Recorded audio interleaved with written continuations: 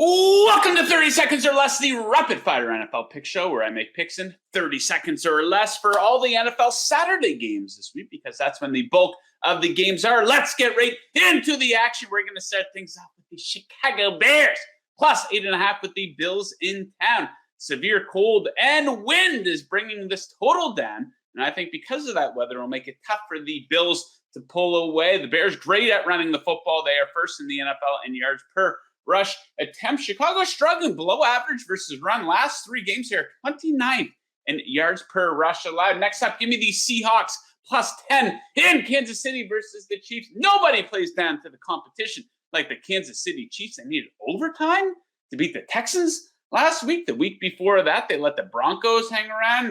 They needed overtime to beat Malik Willis and the Titans at home back in November. Just one double-digit loss on the season for the Seahawks. Next up, give me the Bengals -3 in New England versus the Patriots. The Bengals 19-3 against the spread over their last 22 games. I shouldn't need to say more, but I will. A little bit a gigantic edge offensively for the Bengals in this one. New England still getting too much respect because of who their head coach is. Next up, give me the Lions -2.5 in Carolina versus the Panthers. It's no exaggeration to say that the Lions have been one of the best teams in the NFL since the start of November. They are 6-1 in that stretch. The only loss was a 3-point loss to the current Super Bowl favorite Buffalo Bills. Come on, let's go Lions. Next up, give me the Giants +4.5 in Minnesota versus the Vikings. Not a whole lot separating these teams.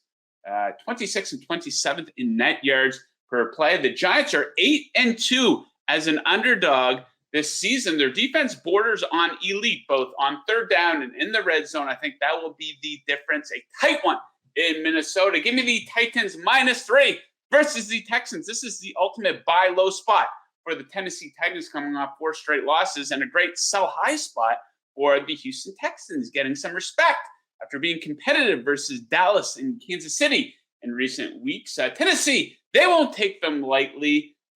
Well, they may be average. The Texans are the worst team in the NFL.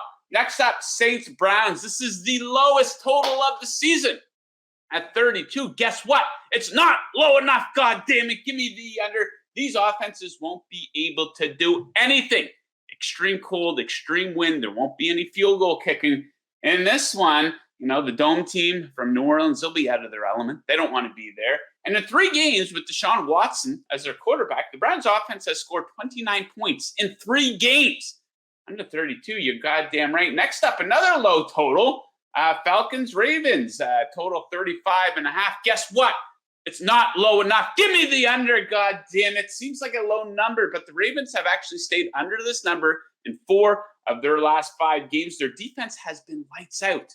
They've allowed 14 or fewer points in 5 of their last 6 games. I think that's flying under the radar a little bit. Now you got a rookie QB for Atlanta on a team that's very dependent on the run versus an elite running defense. Give me the under in that one. Next up, give me the 49ers -7 with the Washington Commanders in town. San Francisco, they have not missed a beat with Brock Purdy filling in at quarterback. Wins of 16, 28, and 8 since Mr. Irrelevant took over. This is an incredible mismatch of epic proportions, a dog shit offense for Washington versus an elite defense for the 49ers. Washington, 26 in yards per play, 28th on third down with the 4th most pressure allowed. San Francisco hasn't allowed more than 17 points in 7 straight games. Give me the Niners to keep rolling.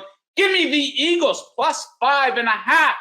Minshew Mania, baby, in Dallas. So, yeah, they're going to miss Jalen Hurts. Absolutely. Yes, this is a downgrade at quarterback, but the Eagles aren't as reliant on their quarterback as, say, the Buffalo Bills or Kansas City Chiefs would be, because this is a deep team, very well-rounded, one of the best defenses in the NFL. They are first in the NFL in yards per play allowed. I think their offensive line should be able to do enough to keep Minshew from getting too dirty. And as for, he's one of the better backups in the league. I think he's going to be able to rely on that run game and elite receivers. Give me the Eagles to give Dallas a game, and we'll wrap things up with the night game. Give me the Raiders +2.5, 50th anniversary of the Immaculate Reception. Raiders plus 2.5. So the Raiders aren't as bad as the record indicates. Yeah, a lot of luck last week, absolutely.